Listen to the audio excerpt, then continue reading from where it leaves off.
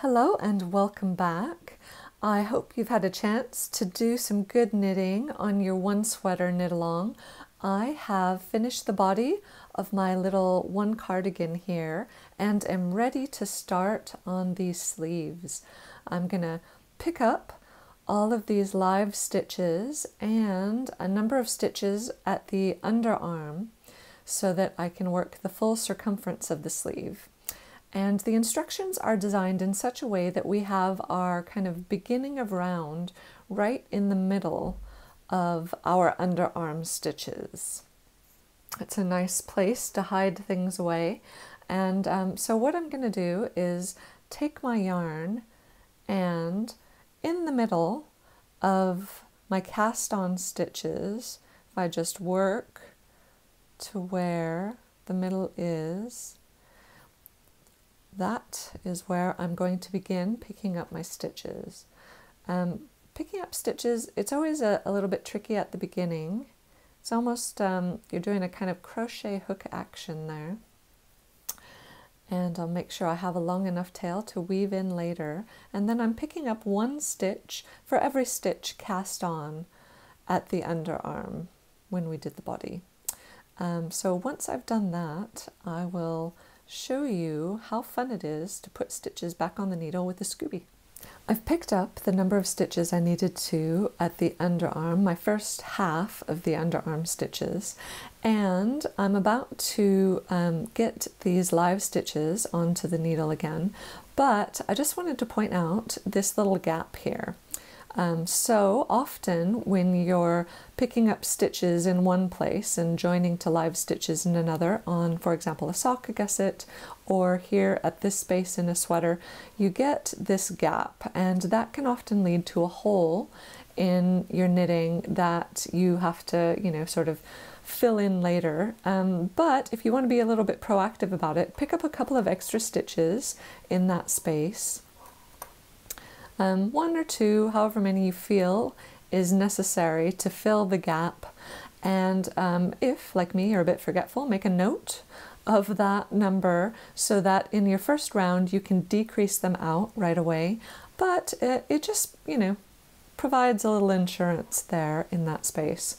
Now, let's pick up these live stitches. And my working yarn is here, so I want my sort of needle tips to be here ready to work this stitch next.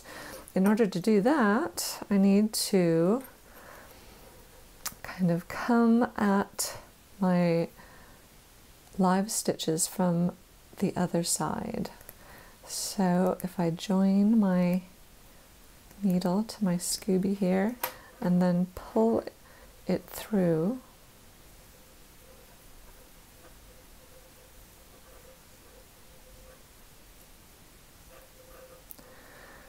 and back.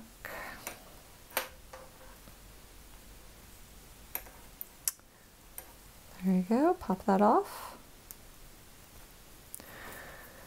Now I have picked up all my live stitches and I'm ready to work across them with the yarn from my picked up stitches.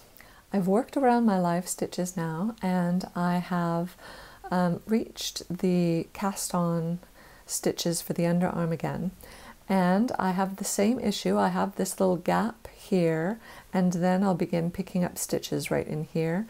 So I'm going to do exactly the same thing. Pick up a couple of stitches and then pick up the remaining stitches for my underarm, and I will have all the sleeve stitches ready to go, and I'll get back to you when I've done that and I'm ready to work the first set of decreases. I've picked up all of my sleeve stitches now, and the top of your sleeve, or the upper arm, is normally quite a bit larger than the wrist and cuff of a sweater, so we will need to work a number of decreases. And our very first round is a decrease round, and it begins with a knit 2, and then we work our first decrease, which is a slip, slip, and then knit those two together through the back loop, a left leaning decrease. And then I'm going to work around and work a mirrored increase on the other side. So 2 stitches before my marker, I'll work a right leaning decrease, a knit 2 together.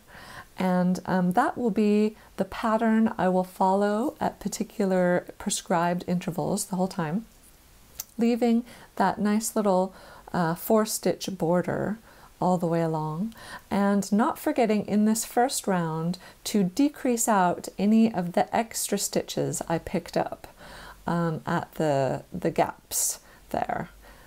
It's easy to forget, but make sure that you make a note of it. I've worked my first decrease round, and now if you're working along with me, you're off. You're ready to work that sleeve all the way to the cuff, do the exact same thing on the other side, and then I will see you again next time for the button band.